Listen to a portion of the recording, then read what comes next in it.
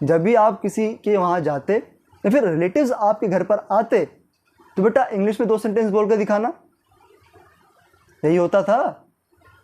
और अपनी मातृभाषा मत बोलना, जब वो कोई आएगा वहाँ पर भी जाकर अंग्रेजी में ही बोलना। ये करा गया आपके साथ, आपको ऐसा बनाया गया है। तो इस वजह से आपको नहीं मालूम, आपके परिजन, आपके माता पिता ने जानबूझकर आपको अलूफ रखा, दूर रखा इन सब चीज़ों से। जब आप इनसे किसी माध्यम से जुड़ पा रहे थे तब। भाषा केवल वार्तालाप करने का माध्यम नहीं है। भाषा अपने आप में एक ऐसी चीज़ है जिसमें उस जगह की, जहाँ पे भाषा बोली जाती है, जहाँ की वो भाषा है, उस जगह की संस्कृति, उस जगह की सभ्यता उसमें होती है, उसका इतिहास उसमें होता है, उसका गौरव, उस व्यक्ति का गौरव उस भाषा में होता है। तो ये महत्व है भाषा का कि जिस प्रकार से आपको गिल्ट में डाला जाता है कि यार आप कैसे हिंदू हैं, आपको पता ही नहीं कि रामायण में क्या क्या हुआ था, पूरी इसकी स्टोरी नहीं पता, सिर्फ सेंट्रल स्टोरी पता है। आपको पता ही नहीं महाभारत में कौन से पात्र क्या क्या थे, वो सब आपको मालूम नहीं है। आप अपने आप को हिंदू कहते हैं। तो ऐसा आपको जो है गिल्ट में डाला जाता है। आपको ये महसूस करवाया जाता है कि यार मतलब क्या यार, मतलब सही में कैसा हिंदू हूँ मैं। वहाँ पर आप अपने आप को ये कहिए कि आपकी गलती नहीं है कि आपको रामायण, महाभारत या फिर जितने भी भारत से जुड़े ग्रंथ हैं, कहानियाँ हैं, जो मॉरल स्टोरीज़ हैं, वो सब जो आपको नहीं मालूम है, उसमें आपका कसूर, आपका दोष नहीं है। आप इसको ऐसे समझिए, इसको ऐसा आप कंसिडर करिए। आपको उस माहौल में कभी एडमिट करा ही नहीं गया, आपका कसूर नहीं है। कसूर है आपके इर्द गिर्द जो एनवायरनमेंट दिया गया, आप उसके हिसाब से प्रोडक्ट निकल कर आए हैं। एक इंसान भाषा भी ऐसे सीखता है। आपने हिंदी सीखने में उतना एफर्ट नहीं डाला होगा जितना एफर्ट आप और किसी भाषा को सीखने में डालते हैं। छुट्टियों में जब आप नानी घर गए, नानी घर जाने के बाद भी आपसे वहाँ पर ABCD ही पूछी गई, कोई चौपाई नहीं पूछी गई, तो आप कहाँ से लर्न करेंगे? आप क्यों यहाँ पे इतना ध्यान देंगे? आपको उसकी आवश्यकता ही नहीं लगी, आपको उसका महत्व ही नहीं समझाया गया, तो आप कहाँ से सीखेंगे? आप ये सब कहाँ से जानेंगे? उसकी नेसेसिटी को, आपकी मातृभाषा की नेसेसिटी को ही कम कर दिया गया, तो जाहिर सी बात है अपने आप उसको मनुष्य छोड़ देता है। तो वही आपके साथ हुआ है। छुट्टी होती है, संडे को खुला मंदिर भी होता है, पर चर्च चलते हैं, क्योंकि यार बाहर के लोग चर्च में, हमने हॉलीवुड की फिल्मों में चर्च देखा है, चर्च चलते हैं संडे को। उस दिन आप चर्च चले गए और बाकी दिन आप स्कूल जाते रहे। स्कूल जो कि क्रिश्चियनिटी का ही एक एलिमेंट है, स्कूल। जी हाँ, don't be in that guilt that you don't know how many chapters are there in Bhagavad Gita, how many shlokas are there in Ramayana. Don't be in that guilt because it's not your fault. You are not responsible for it. Your surrounding is responsible for it. नमस्कार, स्वागत है आपका। आपने कभी ना कभी ये सुना ही होगा कि लोग आपको कहते होंगे, यानी कि या फिर आप भी क्या पता उन लोगों में से हों जो ये कहते हों कि यार रामायण तुझे पता नहीं, महाभारत तुझे पता नहीं। महाभारत में कितने श्लोक हैं, रामायण में कितने श्लोक हैं, हनुमान चालीसा की इस चौपाई का क्या अर्थ है? कोई एक चौपाई सुना हनुमान चालीसा की? पता तुझे है नहीं रामायण और महाभारत के बारे में, और मुझे बता रहे तू हिंदू है। कैसा हिंदू है तू? तुझे सब पता ही नहीं। पुराणों के बारे में क्या जानता है तू? वेदों के बारे में क्या जानता है? तुझे सब पता ही नहीं और तू कहता अपने आप को हिंदू है। कैसा हिंदू है तू? ऐसा आप या तो ऐसा बोलते होंगे या आपको ऐसा सुनने में आता होगा।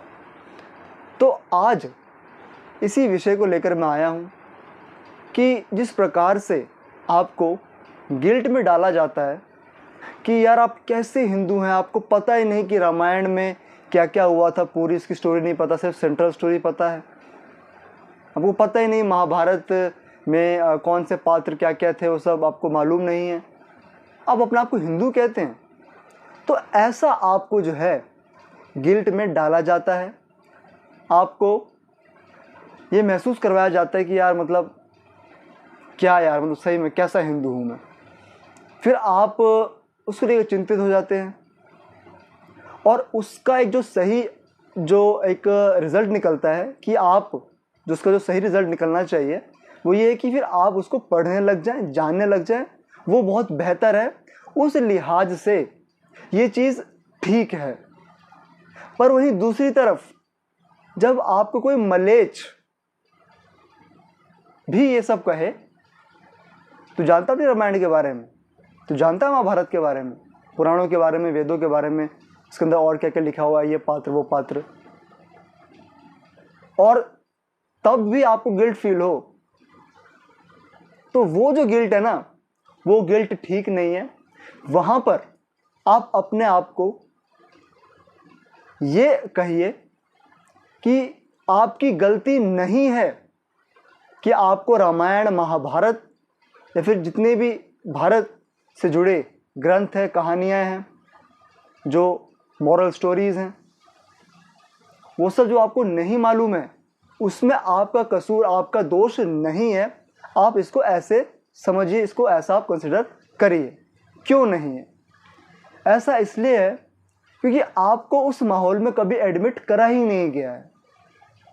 आपको डाला गया उसी 1835 के एजुकेशन सिस्टम में जो मैकॉले ने बनाया था और नेहरू जी ने इसको कंटिन्यू करा। और जो एजुकेशन सिस्टम है, इसमें इतिहास में रामायण और महाभारत नहीं पढ़ाई जाती है जो पढ़ाई जानी चाहिए थी, और मॉरल स्टोरीज, एथिक्स सिखाने के लिए ना आपको भगवत गीता पढ़ाई गई। तो आपको उस एनवायरनमेंट में रखा ही नहीं गया, तो इसलिए आपका दोष नहीं है कि आप ये सब नहीं जानते हैं कि रामायण में कौन सा पात्र क्या, केवट का प्रसंग क्या, और इस तरीके से और भी क्या क्या प्रसंग उसमें हुए थे, महाभारत में क्या, भगवत गीता में कितने श्लोक, वो सब अगर आपको ये चीज़ें नहीं मालूम है हिंदू सिविलाइजेशन के बारे में, तो आपको वहाँ पर उसमें इतनी गहराई से भी चिंतित होने की बात या फिर उतने परेशान होने की बात नहीं है, क्योंकि आपका कसूर नहीं है। कसूर है आपके इर्द गिर्द जो एनवायरनमेंट दिया गया, आप उसके हिसाब से प्रोडक्ट निकल कर आए हैं। और जिनके आसपास वैसा एनवायरनमेंट रहा, भक्तिमय, स्पिरिचुअल सारी चीज़ें रही, इनके माता पिता और भी सभी परिजन उन सब माहौल में रहे, उन सब माहौल में चाहते कि मेरा बच्चा रहे और बच्चे रहे, तो उनको ये बातें मालूम है, क्योंकि नॉर्मल सी बात है। एक इंसान भाषा भी ऐसी सीखता है। आपने हिंदी सीखने में उतना एफर्ट नहीं डाला होगा जितना एफर्ट आप और किसी भाषा को सीखने में डालते हैं। तो एनवायरनमेंट का जो असर होता है ये उससे होता है। तो मैं यहाँ पर आपको तमाम कुछ 4 से 5 कारण बताता हूँ। इसके कारण से आपको नहीं मालूम है ये सब चीज़ें हिंदू सिविलाइजेशन के बारे में। क्या क्या कारण है? सबसे बड़ा कारण तो मैंने आपको बताया कि इंग्लिश एजुकेशन सिस्टम, जिसमें पूरा का पूरा वेस्ट का जो पूरा व्यवस्था है उसको ही pasted in Indian education system, ये है। दूसरा, उसके बाद आपके परिजन, आपके माता पिता ने जानबूझकर आपको अलूफ रखा, दूर रखा इन सब चीज़ों से, जब आप इनसे किसी माध्यम से जुड़ पा रहे थे तब। जैसे कि जागरण हर साल होता है, या फिर जागरण कभी कहीं पर होता है तो समय समय पर होता है, रोज़ तो नहीं होता है। तो उस जागरण में आपको पार्टिसिपेट करने से रोका आपके माँ बाप ने। उन्होंने कहा कि सुबह स्कूल जाना है, मत जा जागरण में, ये चीज़। दूसरा, यानी तीसरा, और क्या क्या कारण हो सकते हैं? तीसरा कारण ये है, आप स्कूल गए, आपका लॉकेट निकलवा लिया गया, आपके पेरेंट्स ने कुछ नहीं कहा, आपको जो लॉकेट पहनाया भी गया था उसका अर्थ क्या है वो बताया नहीं गया। छुट्टियों में जब आप नानी घर गए, नानी घर जाने के बाद भी आपसे वहां पर ABCD ही पूछी गई, कोई चौपाई नहीं पूछी गई, तो आप कहां से लर्न करेंगे? आप क्यों यहाँ पे इतना ध्यान देंगे? आपको उसकी आवश्यकता ही नहीं लगी, आपको उसका महत्व ही नहीं समझाया गया, तो आप कहां से सीखेंगे? आप ये सब कहां से जानेंगे? आपसे ABCD तो पूछ जाती थी ना, तो छुट्टियों में जब नानी घर या फिर किसी के वहाँ भी जाते थे, ABCD सुनाओ, पोएम सुनाओ, ट्विंकल ट्विंकल लिटिल स्टार। तो आपको वैसा बनाया गया है। अगला, आपको अपनी मातृभाषा बोलने से रोका गया, कहा गया कि ये मत बोल, अंग्रेजी बोल, अंग्रेजी। जब भी आप किसी के वहाँ जाते या फिर रिलेटिव्स आपके घर पर आते, तो बेटा इंग्लिश में 2 सेंटेंस बोल कर दिखाना, यही होता था। और अपनी मातृभाषा मत बोलना, जब वो कोई आएगा वहां पर भी जाकर अंग्रेजी में ही बोलना। ये करा गया आपके साथ, आपको ऐसा बनाया गया है। तो इस वजह से आपको नहीं मालूम। आपसे राम जी के गुणों के बारे में नहीं किसी ने बताया, नहीं आपसे किसी ने पूछा, तो आपको कैसे मालूम होगा? कितने श्लोक, कितने अध्याय, कहां से मालूम होगा जब आपके सामने चीजें लाई ही नहीं गई? आपके माता पिता ने ज्यादा ध्यान, ज्यादा महत्वपूर्ण एक इंग्लिश की नॉवल खरीदने को समझा, बजाय रामायण और महाभारत को घर में रखने से या फिर वो बच्चे को देने से। आपको बर्थडे पर कोई नॉवल गिफ्ट कर दी गई, बजाय हनुमान चालीसा के। तो ये चीज है। आप यहाँ पे समझ पा रहे हो कि मैं भाषा को भी यहाँ पर एक महत्वपूर्ण फैक्टर मान रहा हूँ, क्योंकि भाषा केवल वार्तालाप करने का माध्यम नहीं है। भाषा अपने आप में एक ऐसी चीज है जिसमें उस जगह की, जहाँ पे भाषा बोली जाती है, जहाँ की वो भाषा है, उस जगह की संस्कृति, उस जगह की सभ्यता उसमें होती है, उसका इतिहास उसमें होता है, उसका गौरव, उस व्यक्ति का गौरव उस भाषा में होता है। तो ये महत्व है भाषा का। इसलिए इंग्लिश एजुकेशन सिस्टम बोला जाता है, क्योंकि भाषा से ही सारी चीज़ें करी जाती है। क्योंकि इसलिए आप जो इंग्लिश सीख रहे हैं, तभी आप इंग्लिश कल्चर को अडॉप्ट कर रहे हैं, यही कारण है। कि यार फॉरेनर लोग केक काटते हैं, चल हम भी केक काटते हैं। केक काटना, आपको काटना सिखाया है, जोड़ना नहीं। जन्मदिवस भारत में ही बनते थे, दिए जलाकर। बड़ों का उस दिन सभी बड़ों का आशीर्वाद लेकर, विशेष रूप से प्रणाम कर कर, पूजा कर कर, पकवान बनाकर, आपस में बांट कर, ऐसे जन्मदिवस मनाए जाते थे। आपने जन्मदिवस बनाना शुरू करा केक को काट कर। वहीं से जो आ रहा है ना, काटना, वहीं से सिखाया गया आपको, टू सेपरेट थिंग्स। तो वो चीज़ आपको कहाँ से मालूम होगा कि रामायण में लक्ष्मण जी ने कितना साथ दिया राम जी का, और किस प्रकार के उनके गुण थे।